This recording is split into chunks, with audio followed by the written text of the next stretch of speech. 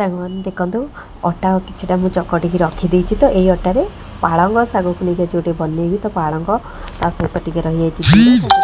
अदा और सहित टे जुआणी आपको भल भाव में पेस्ट करदे गोटे मिक्सचर करदेवी यही मिक्सचरटा को मुझे अटा जो चकटिकी रखी तादेह टे पकईदेली और आउ टे एक्सट्रा अटा टे पकई भल भाव में चकटिदेली अलरेडी मुझे लुण पकई पानी पकईकी सहित टे तेल में खास्ता करके अलरेडी पाग कर रखी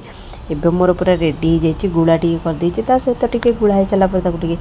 मु बेली देती बेली सारापर एवं तवार टे तेल पकई यहाँ सेकिदेवी खाली कौन आलू कषा ता सहित टे मोर आड़ अच्छी आलू तरकारी टे करी सांग ग्रीन मटर टे गाजर टे आलू ता सहित पकईकि पियाज रसुण मुझे आज तरकारीटा कषाकषि कर तो सांग आज ये आपन को रेसिपीटा केमती लगे मत निहाती भाव में कमेंट रे जनइबे